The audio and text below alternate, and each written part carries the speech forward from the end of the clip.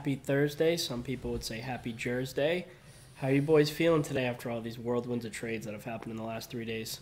I will say my mind is exhausted trying to process every single trade that's gone down and get an article out for them, but it's been a fun one so far. Yeah, it's been a rough and wild ride, riding here with Kevin in the article world and seeing all the graphics going up, paying attention to the ridiculous amount of trades that we're having. It kind of feels like the NBA all of a sudden up in here. It's wild. I know Cam Neely, they asked Cam Neely today in his presser, like, if he can remember anything like this, and he was like, no, it's crazy. It's insane. It is an arms race like we haven't seen since the United States touched the moon. It's crazy. Kevin, but before we go any further with that, give me a number 54 who played in the NHL. Oh, they think they're going to get me this week, boys and girls. But I will give you. He's going to take a cheap and Adam easy McQuaid. Yeah, the one I texted Cheap and you. easy. Oh, yeah. Come on. Oh, yeah, you tricked us. Good job, buddy. You really yeah. got us on that one. Yeah, because you were an expert on that.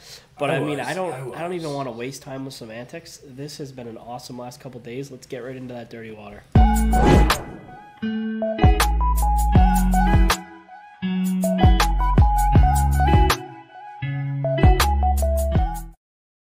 First of all, obviously, last week we already hit on Orlov and Hathaway. They've looked great so far. Luckily, Bobby Orlov. We were recording at Bobby Orlov. He's been a beast. So, trade one of Donnie's season has been awesome. But we're gonna get into what happened today. The breaking news: we have Tyler Bertuzzi was traded to the Boston Bruins for a. Whoa. That's the older family member we're talking about. Oh, I said Todd. Tyler. Oh my God, I said Todd. How are they? Are they cousins? That's so great. I think it might be like uncle, uncle? nephew. Something Yeah. like that. We can believe maybe so. fact check that. Look Yeah, at this, I could text guys. my uncle right now. He's a diehard Detroit fan. He'll know. Guys, if you're not watching our podcast on YouTube, you're missing out. We have the graphics right now. We have everything going. It looks fantastic. But Tyler Bertuzzi was traded to the Boston Bruins for a conditional 2024 first-round pick and a 2025 fourth-round pick. The conditions on that 2024 first-round pick is it is top 10 protected, which for me is all I can ask for. If we get a top 10 pick because we suck so bad next year, like hell I want it. But if not, fuck it. Let's ride.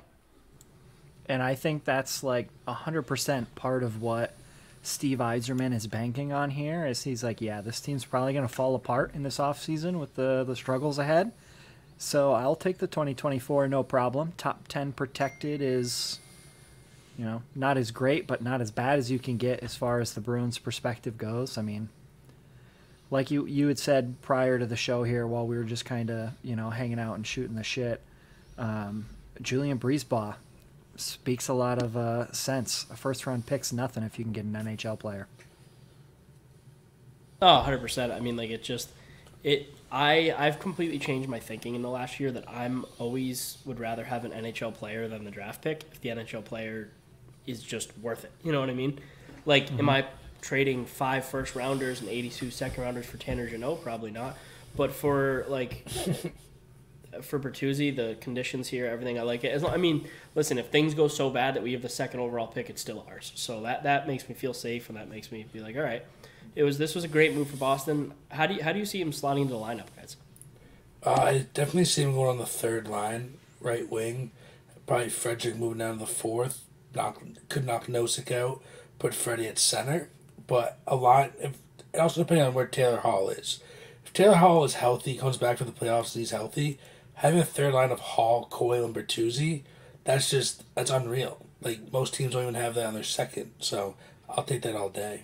And since you kind of led us into it, I guess that's the perfect segue. We can skip over a topic here and talk about the health of Taylor Hall and Nick Foligno. Somebody here on the show actually had your article updates on Inside the Rink the past couple of days.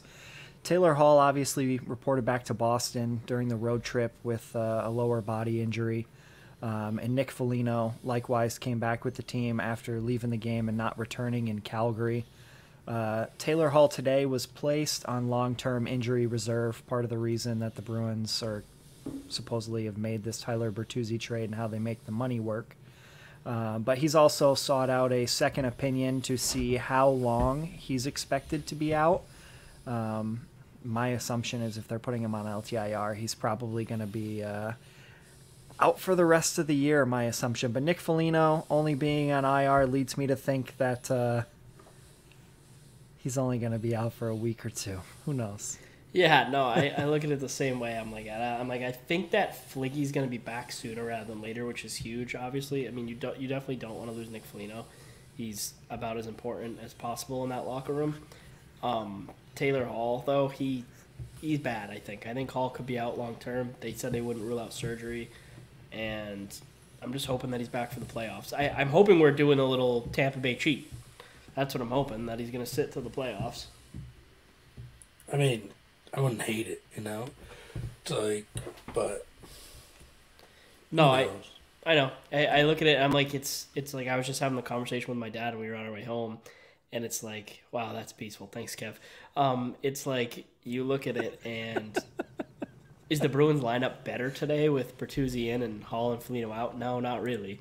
But like, genuinely hoping that they're both going to be back, and then I mean, the team's a juggernaut either way, with or without them. But with them and Bertuzzi out of the picture, and Hathaway and Orlov, it's like, wow, I'm pretty happy with the shape of this team for sure. Now we got typing. It's just getting wild here with all the noises I'm hearing. I don't know if I'm hearing things in my head. But that jumps us into the next one. I mean, I don't know. Do you guys have anything else on Hall and Foligno? We don't know much about them. Like, the Bruins kind of have their little smoke screen up while they figure it out. But I do have a question for you both. Do you think that Taylor Hall going to LTIR and them realizing his injury is bigger than what they originally thought have anything to do with them getting Bertuzzi today? Or do you think they were going to get him either way? 100% they're related. I think they were still making a big splash. I don't think it was going to be Bertuzzi, but with the extra cap space, they made it Bertuzzi. But I think they're getting someone regardless. I think they upgraded the pitch that they were going to have for a depth player. And like Jake said earlier before we started recording here, I mean, they might still have time to make another move, So it's really hard to tell, but I think as a Bruins fan, you just sit back and you relax and you're like, well, we have the best team in hockey who doesn't know how to lose games very easily. They played like shit the other day against Calgary. They still... Yeah, and they still won. Because Omar's elite. Elite. Capital E. Speaking of somebody elite, I heard there's another guy in Boston who's pretty elite who might have a fresh new contract. David Pastrnak. I could not tell you how happy I was today. I was ready to run around my office and look like an idiot. I didn't. I stayed at my desk and just didn't work for 20 minutes as I smiled. To be fair, I did. And the gals that I work with witnessed me running around like a psycho in the office, and they were like, what are you doing? Well, they should know. David Pastrnak time. No. I got to work as the Tyler Bertuzzi trade broke. Elliot Friedman came across my beautiful phone screen as I went to clock in, saying Bertuzzi to Boston. And then shortly thereafter, we saw the post. And I sent it to you guys immediately, and I said, it's happening. This is exactly what they did with Bergeron and Krejci over the summer. Here we go. And sure enough, they blessed us with an 8-year, $90 million contract, which works out to be $11.25 million a year on the AAV. It is completely out of the realm of the, quote, norm in Boston for a contract and taking less money so that the team can succeed, which one is kind of ironic for me because David Pastrnak on his previous contract said that it wasn't about the money and that's not why he plays, etc. I still don't think it is. I still don't think either, but he stayed out of this deal. He said it. He let his agent and Don just do it. He had nothing to do with it till yesterday. I think on the opposite end of this, like where we say like, oh, well, maybe he'll take more money to, field a better team. On the opposite side of things as a Bruins fan, I think it's time that we look at this and we say, okay, the Jacobs family isn't what we've been told and what we've been grown to know as far as being cheap or anything like that. Like, they threw the bag at Pastrnak, and there is a significant amount of money in signing bonuses. They also threw the bag at McAvoy. They also have completely redone the rink. They've also put beautiful restaurants and bars in the rink. They've helped build a hotel on the rink. For everyone who talks all this shit about the Jacobs family, I just don't agree. Like, the Garden has become a great place to be at. The team is always competitive. They always spend to the cap. They're willing to do bonuses. They're willing to go out of their way to keep talent. And when in our lifetimes have they not? Like, I just don't agree with it. Like, I don't at all. Like, we went out and we got Chara. We went out and we got Mark Savard. Like, we've always gone out and gotten these franchise cornerstone players and signed them to long-term deals. So no, like, we're not the Arizona Coyotes. Like, there's no, like, we're out here acting like we're being told we can't spend to the cap. Like, zero chance. So the Bruins are going to be competitive, or at least attempt to be competitive every year. And I'm like thankful that as a fan we have the Jacobs as our owners. Really, like, I don't know. I guess like people don't like them because I don't know. Maybe it's some of their like political views and things like that. I don't even know what they are. So like I like the Jacobs family, the hockey people. I don't know what they support and everything else, to be honest. And I think this deal is great because, like, also you look at it, if the cap is going up in the next couple of years, the amount it's supposed to be, and Pasta keeps having 40-goal seasons, it's going to be a steal. It's when everything's up and people start getting 13, 14, maybe 15 million a year, and you have Pasta locked in like this. Have you guys looked at the year by year? You want me to read it? Yeah, go ahead. I've looked at the year by year, and it starts at like 13 this year and tapers off to like around 9 at the end, I believe. It's 13, 13, 12.5, 11.25, 11.25, 10.5, 9.59. So contract gets more movable as his trade clauses go away. Yeah, the first 5 years is a full no move, and then there's modified no trades in the last 3, I believe. Which is normal for your star. Like, that's just normal superstar stuff.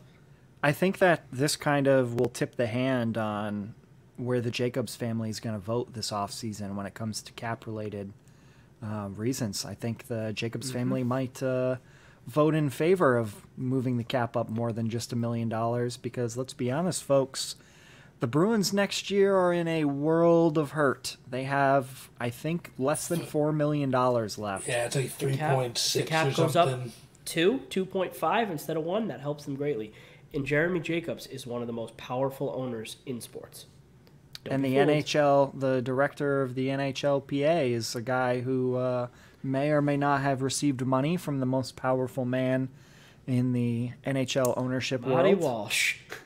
But that's a conspiracy theory for the tinfoil hat crowd. No, I don't think it is. I think that's public. I'm just... that's public. To be very clear, I'm just making fun of the situation. I don't think that there's any like real conspiracy here. I think that they're two completely separate things. Yeah. So to be clear, for all the people who are about to have a meltdown, just making a joke. Connor's got to watch out for that stuff now. He's been targeted. Relax. But I mean, all good things. Like, we can't. It's funny because I love being like the pessimistic Bruins fan, and we haven't got to do it once this year. You've said that I'm way more pessimistic than you are. You're worse than me, but I love to bitch. Like, I love to bitch about him. They've given us nothing to bitch about this year. And Don Sweeney, sign that guy to a lifetime contract. Oh, my God. I'm saying it. I don't care. I'm just happy that he finally leaned into not drafting. That's what I mean. Whatever, dude. He's not the best drafter. His drafting has not been that bad. He dominates. He can make a trade though. He dominates a trade deadline. He dominates contracts.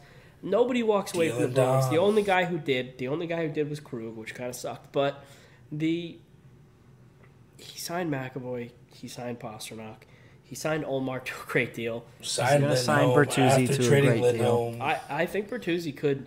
We can talk about that before we move on to the next stuff. I think Bertuzzi, Tyler Bertuzzi. I think he. Oh, by the way, I did get a text confirmation from my uncle. Shout out, John. Yes, Tyler is Todd's nephew. Yeah, so I was close. Long-time Detroit fan. We're good.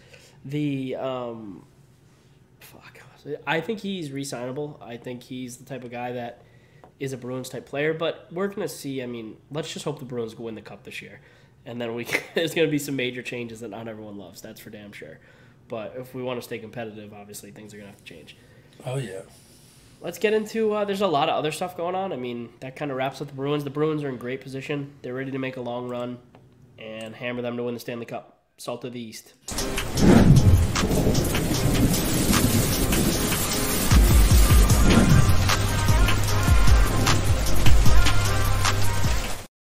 Staying on the topic of the Detroit Red Wings, This man was very sad today, but he had to be very happy a day ago.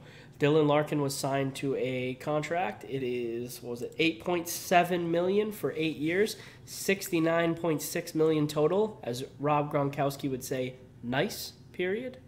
But Nice. really, honestly, I mean, this is a good deal for Dylan Larkin. He is the lifeblood of that team. He's a Michigan boy, a Detroit Red Wings fan. And for the Detroit Red Wings fans on our team that we care about so dearly, the Production Line podcast, I'm happy for them. I'm happy that Larkin stayed. I felt terrible watching that poor man cry when he lost his friend Bertuzzi today. Yeah, I mean, It's awful. that's tough. But I showed it to Emma, and she was like, what? yeah, that's tough. I mean, you don't see that a lot, but I mean, look at his face. He looks like he's got a little baby face going on here. I can see it. I'm just kidding. No, I actually really like this deal for Detroit. I felt like Steve Yzerman and the Red Wings really had no choice. You had to sign You had Larkin. to sign him. Otherwise, this entire whole rebuild that you've got going on was basically for nothing, because you would rip away Bertuzzi and Larkin out of this lineup and be headed right down the opposite direction yet again. So I think Steve Yzerman went out and addressed what he needed to address as far as solidifying the future core of this team, and now we're looking at him to go out and do some bargain shopping for some younger players, I think, here. Yeah, they got plenty of cap space. Yep. No, I mean, I agree. I think, it was weird because I do think Detroit, right? Detroit's sitting at 60 games played, 64 points. They're in the playoff hunt 100%. But I think they just looked at the arms race. They looked at the Lightning. They looked at Boston. They looked at Toronto. They looked at the Senators getting Chychrun. And they must have just said to themselves, even if we make the playoffs, we're not going on a long run this year. Let's cut bait with Bertuzzi, who's not going to re-sign. For their fans, it kind of blows, right? Because They've had excited. some tough losses recently, too. One Yeah, of them it's just been being a to tough slide. Ottawa. I know, and it's just like the last 2 weeks. I think very much this decision was made in the last 2 weeks, and it's kind of just led to this happening.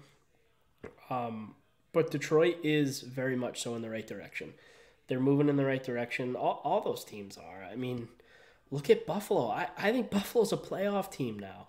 It's crazy how strong the Atlantic Division is and how this arms race just has been. But, I mean, that gets me right into the next one. You look at the Toronto Maple Leafs. They went out and they got McCabe and Lafferty. Look at this one. You guys want to? Someone else can read. Kevin, you read a trade for us. I gotcha. All right. I gotcha. If you want, I'll just read all the trades when I pull them up on screen. Yeah, it makes it easier. Whatever. I was saying, these have the easy, nice American names. Give Kevin the American names. He deserves All right, it. Kev, you All can right. take it. So going to Toronto, we got Jake McCabe, Sam Lafferty, and 2 fifth-round picks, 50% retained on McCabe. And going to Chicago, we have a 2025 first-round pick, 2026 second-round pick, Here it comes. Joey Anderson, and Pavel. Here it comes. All right, I didn't see So that much one. for the American names. That partner. one snuck in there. What was it? Gogolev. Googlev. Gogolev. Googlev. Googly Yeah, eyes. snuck- That one was hiding in there. I think You can't say nothing bad about Russians. We have one now in the Bruins. True. We already the had Bruins one of the finally Russians. addressed that. No, we We already didn't. have one. We have Merkelov. Yeah, Oh. he went to Ohio State. How Russian is he? True. Dude, he Not too many he Russians. defected to Ohio State. Did he actually? I don't know. I don't think We so. did- well, I I was like, Kevin wait, just what? pulled that out of his ass. Yeah, That's where fake does this news. shit come from? But The internet. Anyways, addressing the actual Yeah. trade here. So this is the first of a couple Toronto trades that we're going to talk about, and I kind of put them in order as they actually happened in real time, since we're sort of summarizing what happened over the last week since our last episode. And honestly, this was the second of the big trades from Toronto, the first one being the Ryan O'Reilly and Achari deal. And then they come through with Jake McCabe and Sam Lafferty from the Chicago Blackhawks, with, the main pieces being the first and the second round pick going back. Everybody looked at this trade and said, oh my God, wow, this is a great trade for Toronto. They got the 50% retention on McCabe. He is also signed next year as well, so they'll retain him through this offseason if they, decide to keep him. I guess they could move him. So this is a great trade for Toronto for this year, for the playoff run, and for next year. But of course, as we will see here in a few short moments, they were not done. Oh, they were not. But, I mean, you don't have them in order. So we're going to go with Engvall to the New York Islanders. Pierre I guess Engvall. I didn't really think, I thought we were going anyone coming in, not just out. Nah, That's fair. in and out, baby. We're going down the line. Yeah, in and out. As they cleared the cap space away. Yeah, have to set it up. Toronto started to clear the cap space for some more shenanigans. So a couple quick hits here. Obviously, the one on screen, if you're watching on YouTube. If you're not, I suggest that you do. There's going to be a lot of stuff in the next couple episodes as we bring some new things in, try some new things out, have some They look fun. pretty. Try to give you a little better viewing quality on the YouTube, because obviously we're not the most beautiful of people, but that's No, another but the story. graphics For are yourself there, buddy. So for the trade on Kev this does one, have a way with the women. And it's not just pepper spray. oh god. Anyways, That's Pierre based Engvall finds a new home in the New York Islanders in exchange for a 2024 third-round pick. A little bit of business there between future and past Toronto GMs. I don't think that there's really anything that we need to address on that one, but No. another depth option trade here that Toronto got themselves involved in that I do want to talk a little bit about. They sent defenseman Rasmus Sandin to the Washington Capitals in exchange for Eric Gustafsson and a 2023 first-round pick, which just so happens to be the first-round pick from Boston that they received in the Orlov-Hathaway trade. I think This one hurt trade me. this trade was a huge win for Toronto. I think this is Big a win. great trade. They literally went and they traded a defenseman. They drafted 29th overall in the first round for a pick that's probably going to be pretty similar. That probably won't be a bust like he's been for them so far. And they got back a big, strong defenseman. Like, 2 claps for Toronto. Like, Kyle Dubas, he's crushed it to me for what his team needed. Like, he just got rid of a guy who just was not working with play. Like, you're never going to roll out Rasmus Sandin and be like, he's going to be our shutdown playoff defenseman. No shot. This is just, they're looking at a much better situation here. Like, I think Toronto has crushed it so far. I hate the Leafs. But 100%. I mean, Like- clearing a roster spot and getting a first-round pick for somebody who you were basically going to be forced into moving, in my opinion, yeah. was a big win for me. And then obviously this trade is what set up the next big ball to drop in Toronto that I think was another, oh my God, Kyle Dubas is really all in. Yeah. And that is when Luke they Schenn. sent a 2024 third-round pick to Vancouver for Luke Schenn. To me, it's One a of crazy the overpay. biggest names in the deadline this year, Luke Schenn. I don't think it's an overpay, considering a lot of people are like, oh, they're going to get a first-round pick for Luke Schenn. No, they I weren't. still, like, it's just... It was it's always tough. a third. It was It's always a tough for me third. to, like, see a guy who was on waivers, like, and nobody wanted, now worth a third-round pick. I mean, I guess he's changed his game a bit. Not really. He's just, like, played his game. Someone let him play his game. Yeah, and I But- think it's also him having 2 cups in Tampa. That's Just- gonna I think that's what trust Toronto me, wants. I It's- mean this. He's going And to the become, media He's going to drums become it the up. whipping boy. He is poised to be the whipping boy at Toronto. He is the style that they want and that they hate when they get it. Just wait. They're going to be so mad that he's slow and he doesn't move the puck well. Just wait for him to become Toronto's whipping boy. Or maybe not. Yeah. Maybe he's what pushes him over the edge. I think I would have liked him in Boston. Don't get me wrong. I like the player. I don't like him at a third-round pick price. But I guess whatever. It's hard for me to say that when I'm saying give away your first. I guess I kind of sound like an idiot. Saying, like, don't give away your thirds, but give away your first.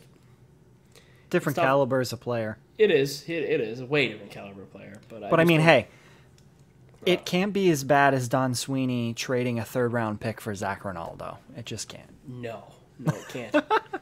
So he could play with Matt Bolesky.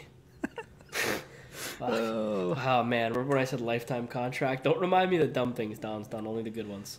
Oh, and speaking of blockbuster trades, let's talk about Jacob Chikrin. Dude, Finally. I was so sick of being seeing this traded. dude's name. I'm so 2 sick of seeing years. his name on 2 Twitter. years I in didn't the even want making. him anymore. I was like, don't bring him to Boston. I don't want the guy. Yes. Super talented.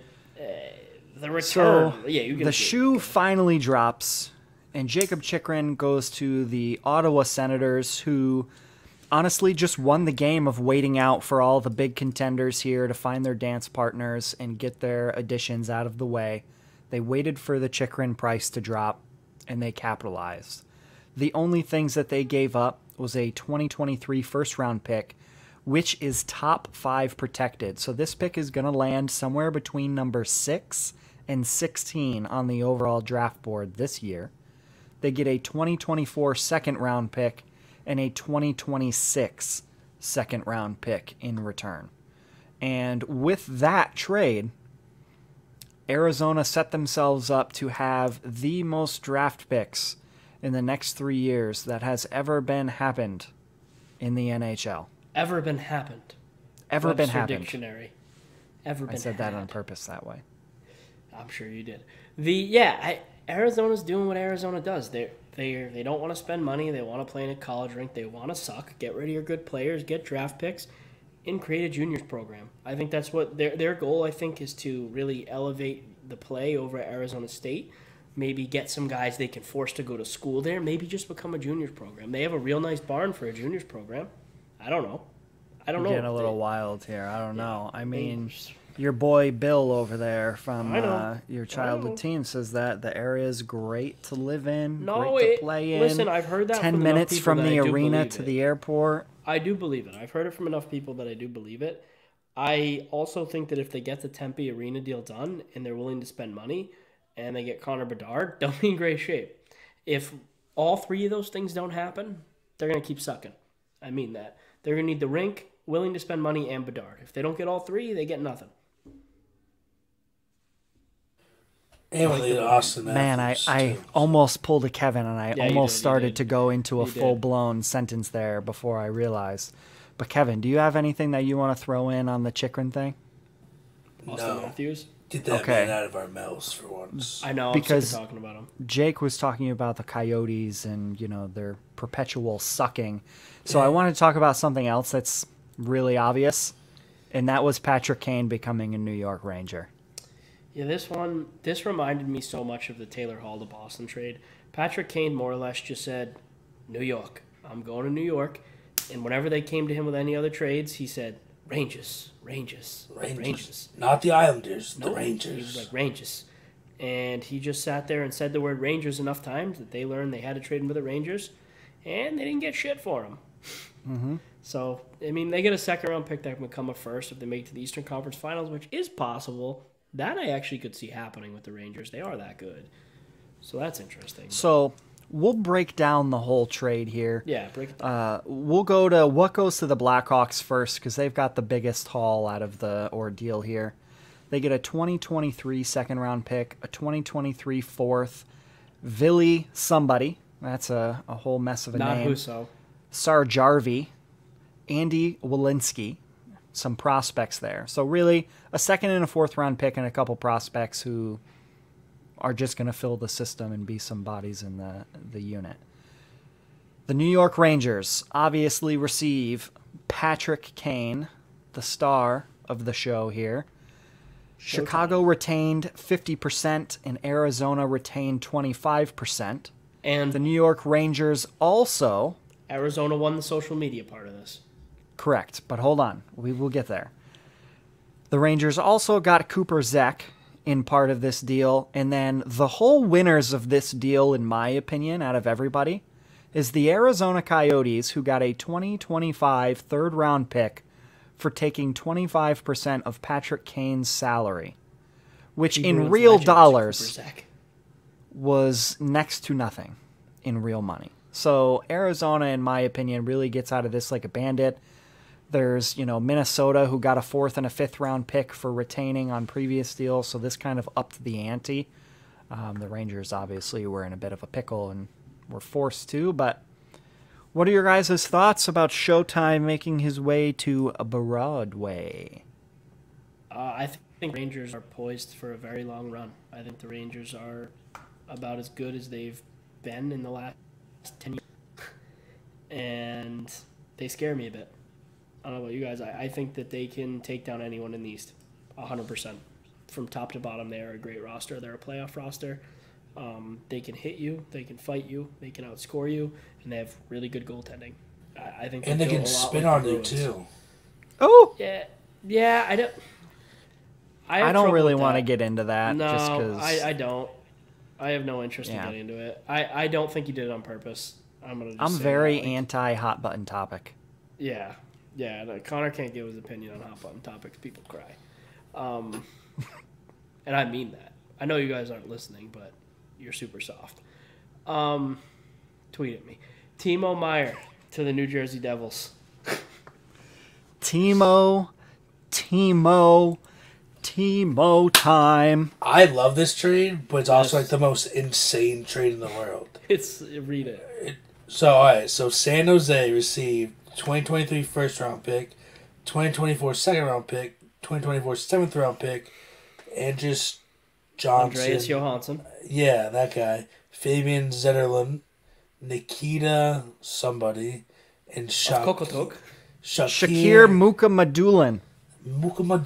Oh, Shakir. Yes, Shakir. Just for New Jersey to receive Timo Meier, Scott Harrington, who they waived. And is now in Anaheim.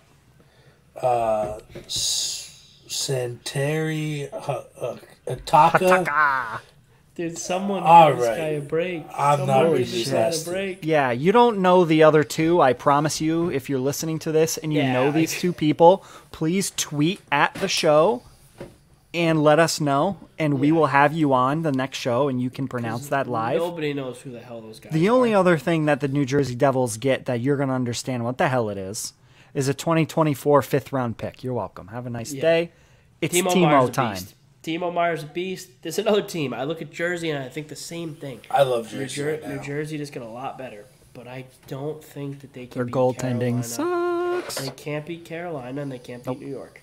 So it's going to be tough. But this top six for years is going to be nice. Well, they have to re-sign Timo Meier. He's a I think they will. They can I really don't think for $10 million. I don't think Fitzgerald is really going to go out there and do this trade without knowing that he's going to stay there long term. Maybe. I mean, Timo Meier said he's not signing it, right? Did I wrong? No deal was in place. Yeah. No deal in place. Yeah. Yeah. We'll see. But they were talking prior to the trade. The Devils were the only team that had permission to talk to his agent. Good. Fair. I have a little bit place in my heart for the Devils. I don't know. I look at them. They've always been, a team that I always have had a little bit of a like for. So. Do you know a team that I don't have any like for in my heart, Jacob? The Tampa Bay Lightning. The Tampa Bay Lightning. Do you know what the Tampa Bay Lightning did, Jacob? One of the worst trade of the Devils. The biggest overpay I've seen. They gave up first-round pick Cal Foot. They gave up 2025 first-round pick, 2024 second, 2023 third, 2023 fourth, 2023 fifth for Tanner Jeannot in his 5 goals. 5 goals. I think he's been in the league, 3 years now total? Yep. Maybe 2? No. 3 years. Somewhere between 2 and 3 years. So I'm gonna kind of backtrack this to last year. The Tampa Bay Lightning went out and they gave up 2 first-round picks, Taylor Radish and Boris Kachuk, to the Chicago Blackhawks in exchange for the Brandon Hagel. 3 years. He's been here for 3 years. Okay. No, wrongo. Yeah, his first year he played 15 games, 2 full seasons. Okay. Well, 1.5. So, fair. Whatever. It's in 2 to 3. But this trade reminds me very much so of the Brandon Hagel deal where the Tampa Bay Lightning know that all of these picks that they're giving away, the 3rd, 4th, and 5th this year are probably the closest ones to becoming NHL players within the next 2 to 3 years, which the Tampa Bay Lightning think that they're going to be contending in. And to be honest with you, those 3rd, 4th, and 5th round picks have such a slim chance of actually becoming an NHL player that it really doesn't matter. And like I mentioned earlier in the show, we talked about before we started recording, having an NHL player instead of all these lottery tickets for the draft is 10 times better, especially when you have a guy like Tanner Jeannot, who is a massive human on skates and knows how to play the kind of hockey that can get you through the playoffs. You don't think this is an overpay? Do I think it's an overpay? He's Yes. 30 career goals. But for Tampa Bay, it's not. Because Tampa Bay already has, the star-studded talent at the top of their roster, in their decor. Yeah, they went out and they gave up all the assets that they needed to address the one thing that they need. And if I'm not mistaken, he's going to be an RFA or will be an RFA when his contract expires. Yeah, his contract expires this year. He's going to be an RFA. Exactly. So they can easily re-sign him. His cap hits $800,000. So yeah, no, I mean, he's young. He's 25. Not that young, but he's 25. He had 24 goals and 17 assists last year. He's young. He's young. Don't get me wrong. And you have to take into account here that he's playing on a pretty abysmal bottom six for the Nashville Predators, and he's going to play for the Tampa Bay Lightning, who, by all accounts, are a pretty fucking good hockey team, and he's probably going to put up a lot more points in Tampa than he did in Nashville, to be fair. That's 100% fact, and that kind of wraps it up for the East, doesn't it, boys? That it does, laddie. That it does. Oh, wait a second. We have a message from somebody, I hear, coming in. Dun-dun-dun. It's from, oh my God, the DraftKings Sportsbook. Boston's hometown sportsbook will be live soon, right here in Massachusetts. Bet local on all your favorite sports from the comfort of your home with DraftKings. To celebrate, all new customers will receive up to $200 in bonus bets when you sign up for DraftKings Sportsbook using code INSIDETHERINK. Soon you'll be able to bet on local money lines, spreads, props, and more with one of America's top-rated sportsbooks, DraftKings Sportsbook. Also, you can download the DraftKings Sportsbook app and sign up with code INSIDETHERINK to get up to $200 in bonus bets as well. And you can use those once mobile sports betting hits Massachusetts. That's code INSIDETHERINK only at DraftKings Sportsbook. If you or a loved one is experiencing problems with gambling, call 800-327-5050 or visit helplinema.org. Again, that's helplinema.org to speak with a trained specialist free and confidentially 24/7. 21 plus, physically present in Massachusetts. Eligible restrictions apply. And let's hit you with a little bit of that lucky Duckies.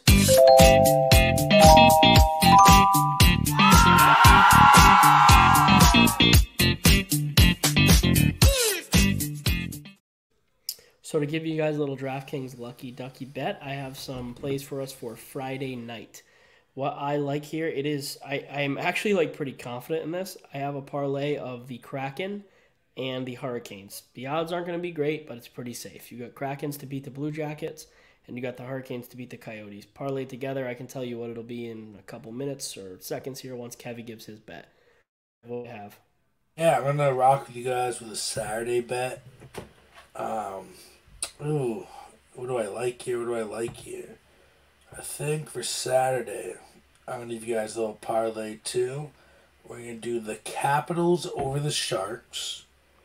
And we're going to parlay that with the Maple Leafs over the Canucks. Because Shed and all those boys should be dressing up for Toronto. And Toronto's got the bag beat out of them by Edmonton. So I like that. Definitely due for a little rebound. I like that for sure. You know what? I feel so left out being the one guy who doesn't gamble.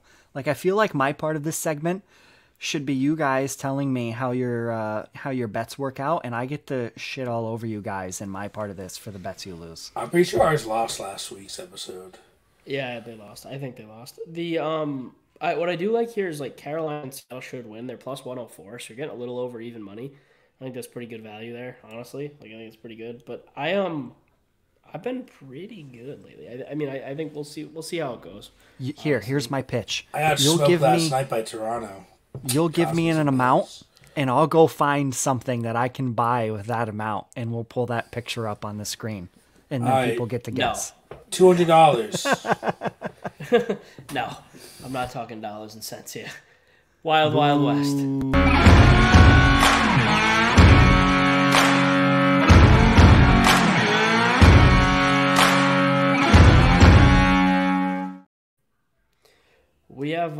We have a good one here from the Wild West that also kind of ties into the Wild West. The Wild West. You get it? West as an East. Jesse Pugliarvi. The Bison King? Was finally let free from Edmonton. I think this is and who they get? Who they get? Patrick over Pistola. Patrick dual wielding Glocks. Patrick Pistola. That's what it looks like. Pistola. It sounds cool like that. Like when they say get the pistola and get in the truck. It's something like that, right? Old Jesse Puljujärvi. He's kind of been the wayward son of Edmonton for a while. They drafted him, third overall? Fourth, I think. Fourth overall. He's been a player who, from the draft on, I've been kind of rooting for, and I always liked and always thought was going to do good when he held out, when he went back and played Finland. Right, the whole thing, I genuinely like the guy, and I don't know why. He always ends up on my fantasy mode teams in NHL. I always get him, and he always develops into a decent big goal scorer. I think that if he's going to be good anywhere, it's going to be Carolina. He has a great coach, other young guys from his country.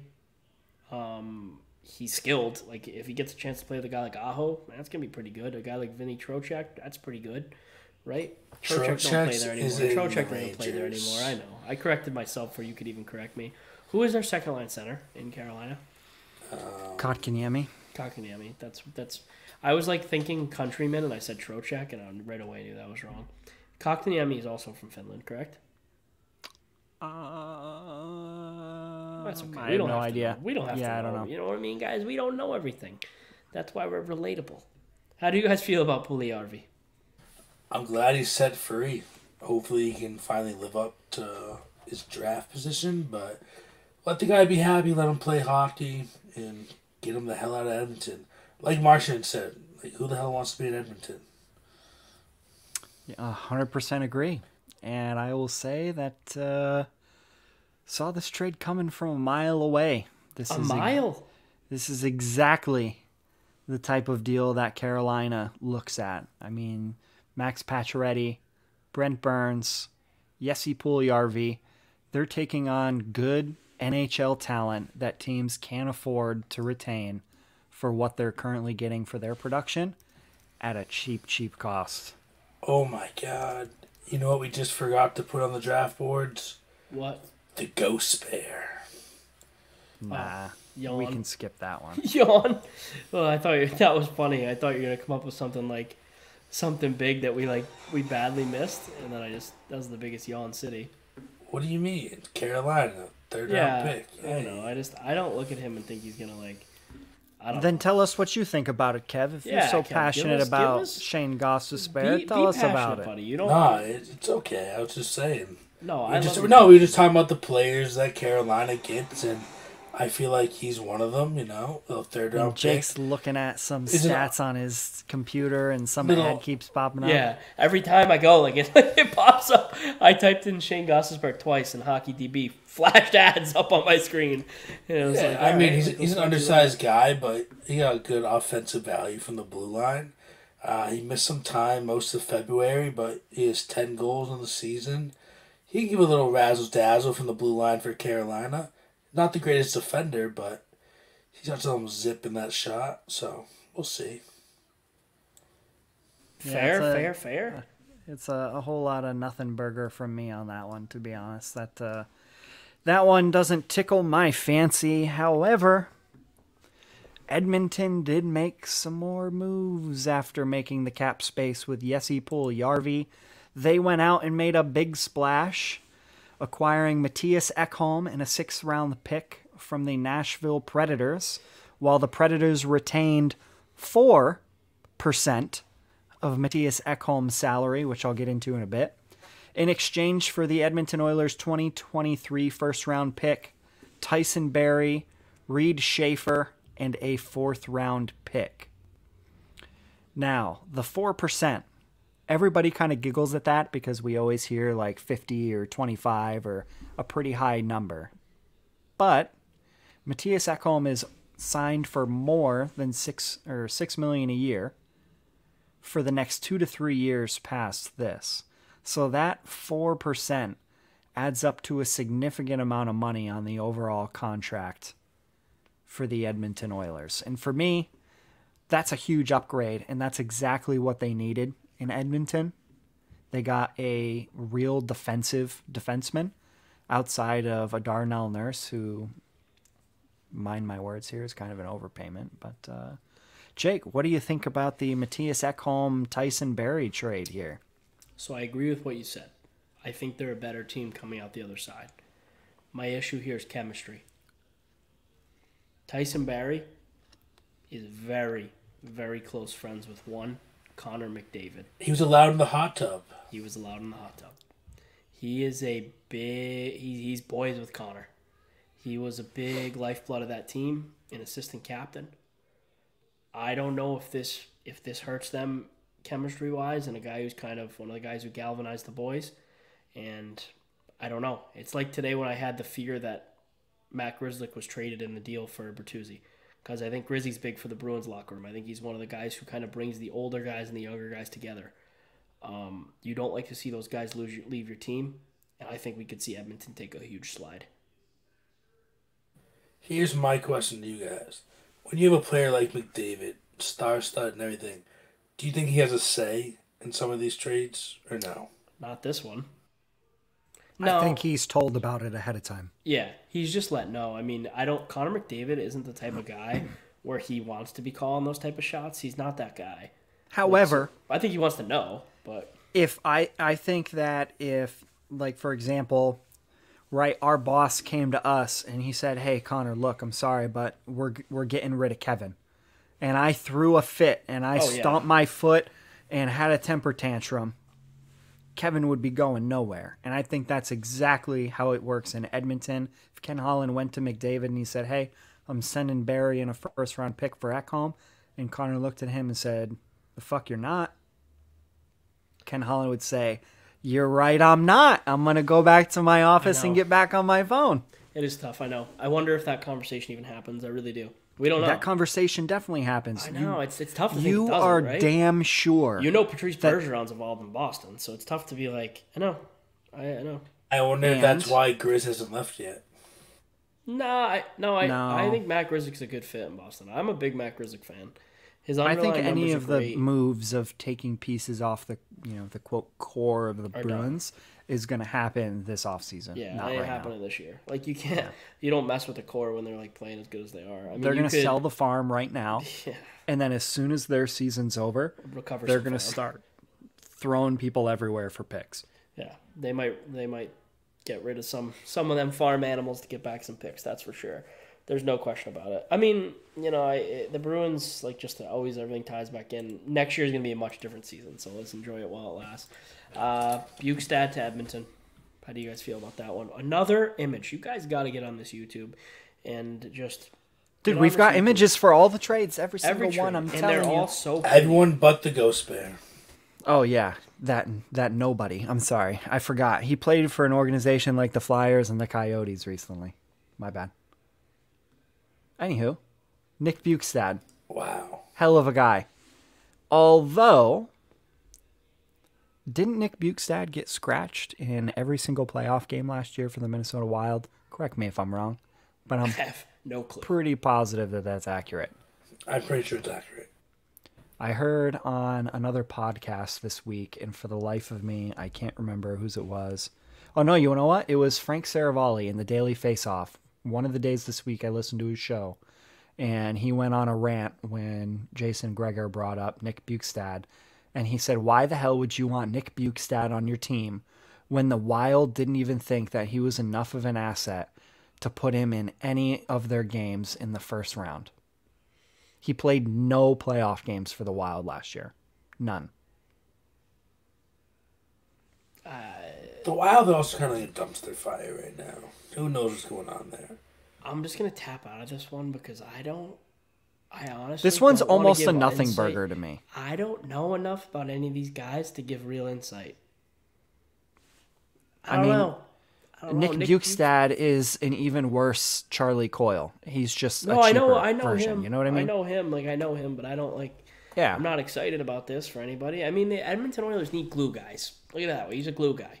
They need more glue guys. They have way too many lube guys. Not enough glue guys. Speaking of glue guys, Jesus. Another team who loves their glue guys and they all fit the same mold is the Colorado Avalanche. I didn't mean that in a bad way. I meant like they have too many guys who are just like slippery players. They don't have enough guys who like stick and glue. I didn't mean that. It's all right, I buddy. It's all right. I thought it was a good reference. Lars Eller to me is number one. I can't. To clarify, Lars Eller is the one who got traded to Colorado. Colorado. Oh, did no one announce that? Sorry. No, we started talking about it, and then we jumped back to the little thing that you said. Second round pick to go over to the Washington Caps. Lars Eller, I can't believe this guy's still playing. How old is he? I feel like 33. 33. I feel like I've watched him play for all 33 years of his life. Yeah, and he always sucks to play against when it's the Bruins. He does. He beats the Bruins. He's a honey badger bastard. He fits what Colorado needs. I think Lars Eller's great, and he's fast. He's fast. He used to play on Montreal, I believe, too. That's what my dad said. You were I correct. said no. I said no, and my dad's like, dude, he's the guy that Lucic wouldn't shake his hand. And I was like, no, that was Alexei Emlin. And he was like, no, it was Lars Eller. It was both. Both. Okay. Well, hey, we're both right. When you hear this, Dad, we were both right. So I'm not going to tell you until you hear it. Shout out Big Jim. Oh, yeah. Loyal follower. Good job, Jim. With that hockey knowledge, you might replace Jake in no time. Yeah, he's got a lot of hockey knowledge, that's for sure. He taught Jake everything. He did send me a picture today of Hampus Lindholm and tell me that Bertuzzi had arrived at the rink. So I don't know how far we're going to go. Hey, Jim, I'm just going to let you know that unless there's a massive gap between the teeth, it is not Tyler Bertuzzi. He was like, he looks good. And I was like, yeah, well, that's because that's Lindholm. But that was good. Who do we got next? Who got traded next? Now, let us set the stage. It is time for a little NHL controversy with the LA Kings trading Jonathan Quick, a 2023 first-round pick, and a 2024 third-round pick in exchange for Vladislav Gavrikov and Jonas Korpisalo of the Columbus Blue Jackets. Now, before we get into the trade, quickly, after this trade happened, which happened, I think, at like 2 or 3 in the morning Eastern time, there was a lot of uproar coming out of Los Angeles that the players were absolutely pissed at the front office. Angry.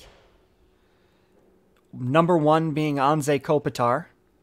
Or probably, actually, I'm going to switch that up. Jonathan Quick is obviously going to be number one, with Anze Kopitar being number 2.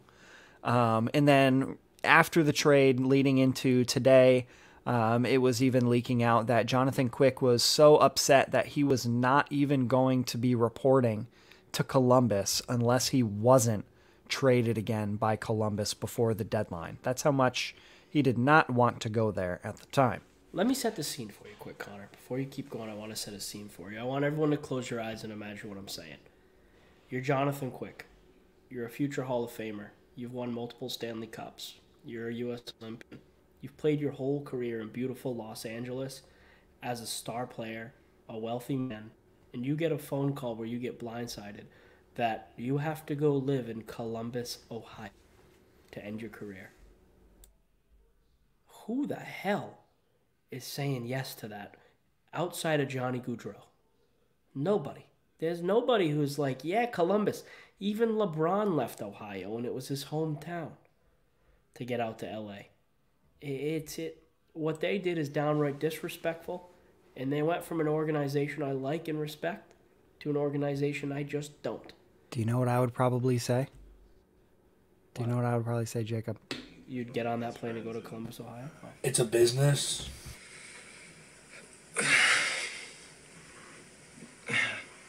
Dylan Larkin, everyone. Dylan Larkin crying? Sorry. He's one of my best friends, and that's Larkin on Bertuzzi player. Still, I'm sick of hearing Larkin moan. But yeah, I feel bad for. Yeah, I was really like, what the hell is going on here? Yeah, so was I. I was like, what the fuck is this kid playing right now? Connor pulled up the wrong browser. Yeah, shit. But that's a rookie mistake. Come on. Yeah, I know you're a vet. You're a kid. It happened to the best of us. So the LA Kings, you dropped the ball on this, like to not tell a guy who, you know, it's weird to say it, but like he's a franchise icon to them. Like he's a like for Bruins fans, he's a Bergeron, he's a Krejci, he's an NHL icon.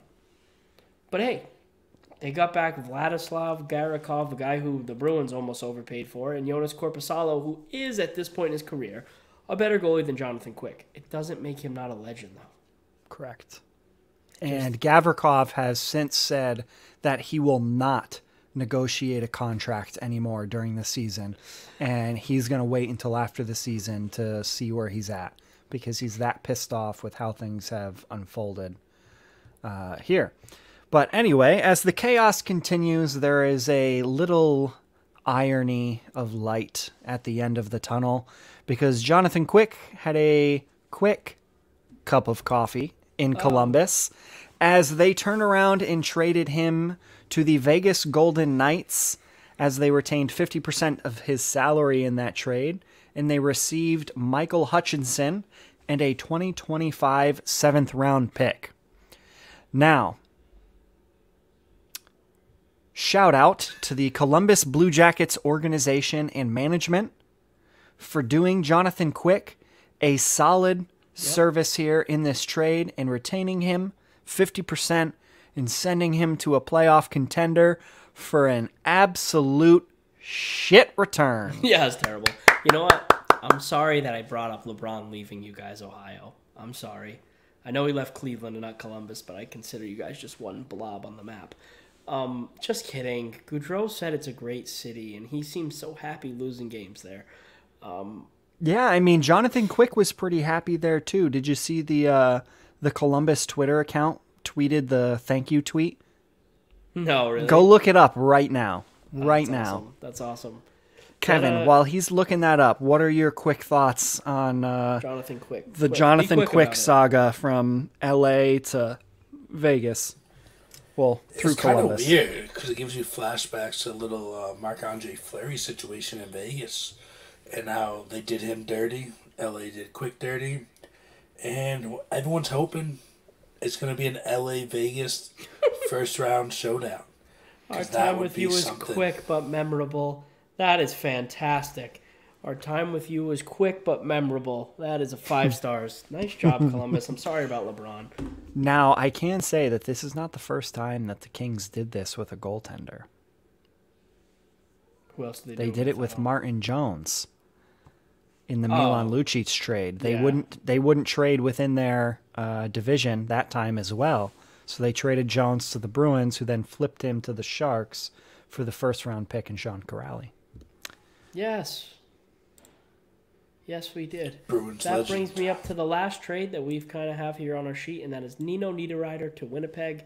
Nino Niederreiter is a high-skilled utility player. He's kind of a nail gun, and I think he helps Winnipeg with what they need.